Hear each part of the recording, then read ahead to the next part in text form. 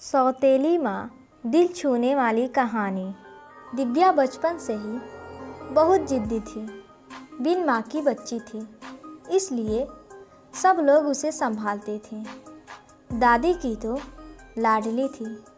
उसके पापा सचिन की दूसरी शादी करने का प्रयास चालू था, पर यह 7 साल की बच्ची कुछ न कुछ करके अपने पापा का रिश्ता जुड़ने नहीं देती थी। उसकी दोनों नानी और दादी से समझा कर थक गई थे। बेटा, सभी सौतेली माँ बुरी नहीं होती, और हम हैं ना, तुम्हें अगर तकलीफ़ दी तो हम उस पर चिल्लाएंगे, डांटेंगे। लेकिन उसके मन में बार बार डर आ रहा था कि सौतेली माँ मुझे तकलीफ़ देगी, पापा भी उसका ही सुनेंगे और उसकी माँ की आखिरी याद मतलब उसका मंगलसूत्र वह भी उस सौतेली माँ को दे देंगे। ऐसे उसे लगता था।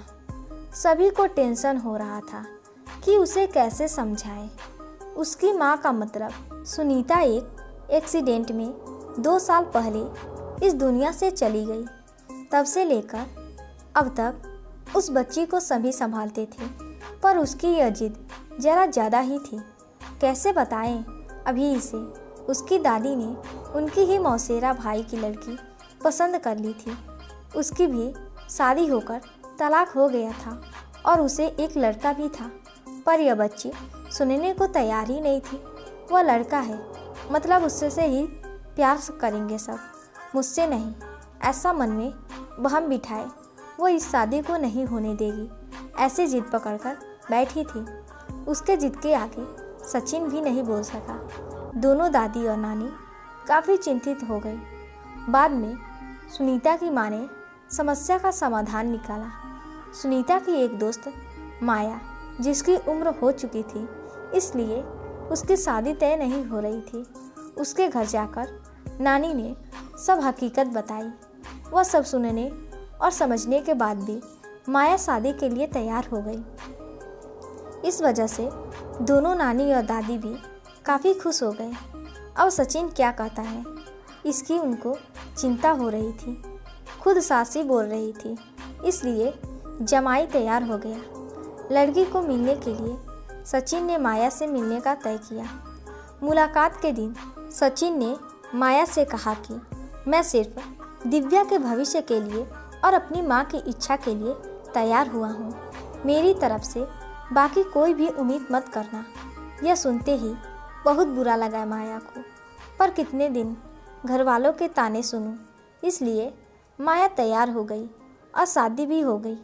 उसके घर की परिस्थिति इतनी अच्छी नहीं थी, उस वजह से उसके माँ बाप ने माया को कोई भी जेवर नहीं दिए और दिव्या ने अपनी माँ का मंगलसूत्र भी नहीं देने दिया। बाद में सुनीता की माँ ने माया की माँ बनकर सब कुछ किया। दिव्या माया को बहुत परेशान करती थी। वो सौतेली माँ ऐसे ही पुकारा करती। उसे माया थोड़ा सा डांटती या उसे समझाने का प्रयास करती, तब जानबूझकर झूठ मूठ कर रोने लगती। माया 2 महीने में ही पूरी तरह हताश हो गई।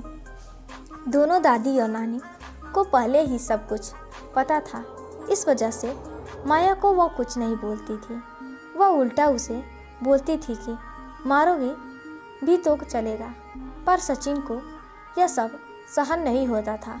जब परिस्थिति हाथ से निकलने लगी तो माया ने उसकी सहेली को, जो कि एक स्कूल टीचर थी, उसके साथ मिलकर एक प्लान बनाया और सचिन को असली परिस्थिति का सच का पता चले, इसलिए दिव्या के ड्रामों का वीडियोज बनाकर उसे दिखाया। पहले माया को ही गलत समझने वाला सचिन सारी सच्चाई से अवगत हुआ और उसने उन दोनों को धन्यवाद किया। प्यार से दिव्या को समझाया कि इसके आगे तुम्हें माया के साथ अच्छा बर्ताव करना होगा, उसकी सब बातें माननी होगी। हालांकि दिव्या ने काफ़ी तमाशा किया, पर उसकी साइड लेने वाला कोई भी नहीं है, ये उसे समझ आ गया। उसको माया पर बहुत गुस्सा आता था। माया उसे बहुत समझाती थी। धीरे धीरे माया और सचिन का रिश्ता भी सुधार रहा था, पर पति पत्नी जैसा रिश्ता उनमें नहीं था और वह सचिन ने उसे पहले ही बता दिया था। माया को बहुत बुरा लगता था। उसने अपनी इच्छाएं अपने मन में ही दबा दी। दिव्या को उसने सौतेलापन कभी भी दिखाया नहीं, पर दिव्या मात्र उसके साथ झगड़ा ही करती थी। तभी माया मुस्कान के साथ बोली, दिव्या को देखते हुए बोली, उसने मुझे हमेशा ही गलत समझा। हमेशा की तरह दिव्या ने माया से बहुत झगड़ा किया। सचिन के घर पर आते ही उसको सब झूठ बताया, पर उसने भी दिव्या को ही सुनाया। गुस्से से दिव्या ने खाना भी नहीं खाया, माया ने भी नहीं खाया। दिव्या को समझाने के लिए गई तो माया ने कहा, मुझे तुम्हारी माँ की जगह नहीं चाहिए। उसकी आखिरी निशानी मतलब उसका मंगलसूत्र भी नहीं चाहिए। मुझे सिर्फ तुम माँ बोलकर पुकार लो। मेरे लिए उससे बड़ा कोई पुरस्कार नहीं होगा। जिस दिन तुम ऐसा करोगे उस दिन मुझे ममता का गहना मिल जाएगा। वही मेरा खरा पहला गहना होगा। पर दिव्या सुनेगी तब ना। जैसा था वैसे ही सब चालू रहा। कई दिनों बाद दादी की तबीयत बिगड़ी। उन्होंने सचिन को बुलाया और कहा, माया बहुत अच्छी लड़की है, वह कभी भी भेदभाव नहीं करेगी। तुम उसको अपनी पत्नी की तरह स्वीकार कर लो। उसकी भी कोई उम्मीद होगी तुमसे, वह पूरा करो। ये आखिरी शब्द बोलकर दादी चल बसी। सचिन को माँ के वह शब्द कान में गूंज रहे थे। महीना हो गया, तब भी वही शब्दों का विचार करके गैलरी में शांत बैठा था। उतने में माया ने खाना खाने के लिए आ रहे हैं ना, ऐसा बोलकर बुलाने आई। सचिन का सब्र का बांध टूट गया। वह माया के गोद में सिर रखकर बहुत रोने लगा। आज 5 साल बाद पहली बार सचिन ने माया को छुआ। माया घबरा गई। उतने में दिव्या वहाँ पर आ गई। इस वजह से वह विषय वहीं पर ही ख़त्म हो गया। कई दिनों बाद वापस सब नॉर्मल हो गया। दोनों ही अब शरीर से मन से नज़दीक आ गए थे। दिव्या को समझ आने के बाद वह भी ज़रा अच्छा बर्ताव करने लगी। अभी उसकी 12वीं की परीक्षा थी, इसलिए माया उसके टाइम टेबल सब ठीक से संभाल रही थी। कुल मिलाकर सब अच्छा चल रहा था। ऐसे में उनकी खुशियों को नज़र लग गई। सचिन का भी एक्सीडेंट हो गया और वह गुजर गया। अभी माया और दिव्या वह दोनों ही थी एक दूसरे के लिए। जो भी सेविंग थी उस पर घर चल रहा था। माया तो ग्रेजुएट नहीं थी, इस वजह से उसे नौकरी मिलने में दिक्कत आ रही थी।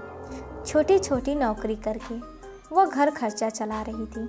सचिन की सब सेविंग उसने दिव्या के लिए रख दी। अब दिव्या को प्यार हो गया था सुशांत नाम के लड़के से।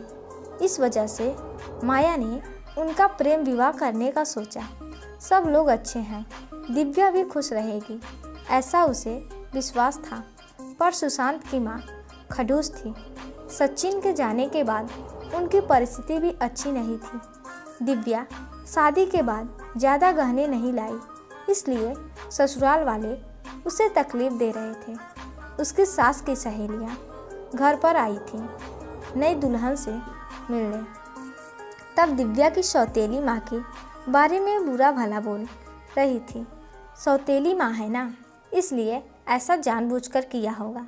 सब कुछ खुद के लिए रखा होगा और बेटी को लंका की पार्वती बनाकर सिर्फ मंगलसूत्र पहनाकर भेज दिया और हंसने लगी। अभी उसका खुद पर का नियंत्रण टूट गया। मेरी माँ की आखिरी याद मतलब यह मंगलसूत्र है, जो मेरी इच्छा थी कि मैं ही इसे पहनूं। यह मंगलसूत्र मेरी माँ का आशीर्वाद का हाथ है और मेरी माया माँ को बुरा भला बोलने का तुम्हें कोई भी हक नहीं है। आज वह है, इसलिए मैं हूँ। उन्होंने मुझे अच्छे संस्कार दिए, डिसिप्लिन सिखाया, संयम और बड़ों का सम्मान। यह सब बातें कोई भी उम्मीद ना रखते हुए सिखाया। पापा के जाने के बाद भी उन्होंने कमाए हुए एक पैसा भी खुद पर ना खर्च करते हुए सब पैसे मुझे दिए। कभी भी सौतेलापन उन्होंने मुझे नहीं दिखाया। मेरे लिए उन्होंने खुद का बच्चा तक नहीं होने दिया। पर मुझ पागल को कभी यह समझ में नहीं आया। उन्होंने मुझे सिर्फ और सिर्फ प्यार किया। मुझसे उन्हें एक ही चीज़ चाहिए थी जो मैं कभी नहीं दे पाई। सब औरतें एकदम सोच में पड़ गई कि आखिर वो कौन सा चीज़ चाहिए थी। उन्होंने दिव्या से पूछा उन्हें क्या चाहिए था। सच में बहुत महंगा गहना होगा, इसलिए तो उसने इतना एडजस्ट किया होगा। बातचीत हो रही थी, तब वहाँ माया आई और औरतें खुसुर फुसुर करते हुए हंसने लगी। माया मन में डर गई। दिव्या ने ऐसा क्या होगा, ऐसा क्या किया होगा जो यह सब औरतें उसे देख रही हैं। तभी दिव्या ने माया को गले लगाकर प्यार से माँ बुलाया। दोनों माँ बेटी सब भूलकर एक दूसरे की बाहों में गुम हो गई। औरतें जब जाना फूसी कर रही थी कि तभी दिव्या बोली, आप सबको वह गहना देखना था ना, यही माँ बुलाकर ममता का गहना उसे चाहिए था। माया को तो रोना आ रहा था। दोनों सचिन और दादी के फोटो के सामने खड़े रहकर उनको हाथ जोड़कर खड़े थे। दिव्या ने उनसे माफ़ी मांगी और माँ को कभी खुद से कभी दूर नहीं करूँगी ऐसा वचन दिया। दोस्तों, समाज में कई गलत बातें, भावनाएं बनी हुई हैं जो जाने अनजाने बच्चों तक भी पहुंच जाती है। हमें बच्चों को और खुद को भी इस बात को समझना होगा कि हर पुरानी बात पूरी तरह या हर किसी के लिए सच या एक समान नहीं होती हैं। किसी एक का सच दूसरे के लिए झूठा हो सकता है। इसलिए किसी भी बात को अपने दिल दिमाग में बिठाने से पहले उसकी सत्यता की कसौटी करना बेहद ज़रूरी हो जाता है। तो दोस्तों, उम्मीद करते हैं कि यह छोटी सी कहानी आपको पसंद आई होगी। अगर पसंद आई हो तो वीडियो को लाइक करें और ऐसे ही कहानियों के लिए हमारे चैनल को सब्सक्राइब करें और वीडियो को ज़्यादा से ज़्यादा शेयर करें। धन्यवाद।